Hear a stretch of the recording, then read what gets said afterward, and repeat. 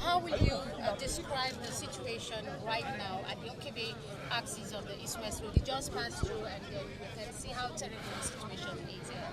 I think the best word I can use from my head now is that of chaos. It's chaotic, it's sympathetic, it is indeed unbelievable. It's so incredible that this is happening to an oil-producing area that lays the golden egg for our country. It's unbelievable. What should be the way forward from here? Well, the way forward will be that the federal government should now realize that an urgent step must be taken now.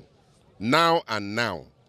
And let me recall that this happened in 2022, the flood of 2022, where one of the Buhari ministers labeled Bayelsa State as one of the states that was not even counted among the 10 most affected flood states in Nigeria. And it was that same flood that the United Nations representative came to Bayelsa State and described that flood as monumental and next only to the flood in Pakistan, where Buhari and his government went to donate monies in Pakistan and abandoned Bayelsa and abandoned the people of the Niger Delta. And that is what is going on and has continued up until today. This same flood rocked the state of Bayelsa. The road leading to our premier university, the Niger Delta University, was broken into 3. And all of you here, pressmen, you know the actions that have been taken by me and my government. The road we have from Sagbama to Ekirimo was broken into 2, just like this. And you're also aware of the actions that we have taken.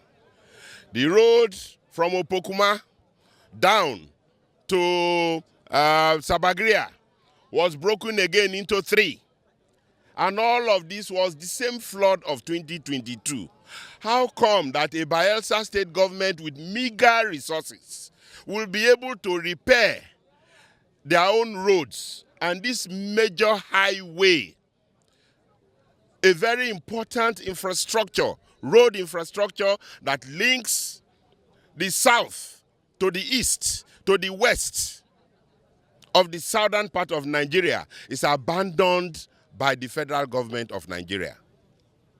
Why? Why? What have we done to deserve this suffering? People have been here for 1 week, 2 weeks. What have we done? I am pained. I would have flown by air to Port Harcourt, but I wanted to feel what my people are feeling. And those of us who are in power, who move around with police, army, who has all the money to fly, one day you will come and face these people. I put a call across to the Honorable Minister of Works, just 2 days ago. I got these reports from very high personnel who visited me from Port Harcourt. And now they spent 4 hours on this road. And so I put a call across to the Honorable Minister. The Honorable Minister put a conference call to the contractor. And the contractor claimed that it was because of the impatience of the drivers that the road is blocked. Now I am here to confirm that the contractor was lying, that there was nothing like impatience on the part of the drivers. And there was no plan while they were reconstructing this road, that one part of the road be prepared for vehicles to pass while they work on the other part. There was no plan. The contractor had no plan, and that is why our people are suffering. I appreciate the concern of the Honorable Minister, who immediately put a conference call with me and him and the contractor.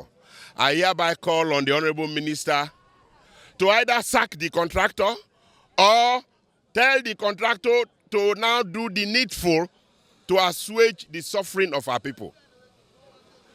The president meant well to have done and awarded the coastal road. And as governors of the South-South, we appreciated Mr. President. However, the existing road must not be abandoned. This road is the only road that links all the South-South states. It's the only road that links us to the eastern part of Nigeria. It's the only road that links us to the west of Nigeria. And may I use this opportunity to once again appeal to Mr. President that he should call all relevant personnel about this road now and now to ensure that our people will have some respite.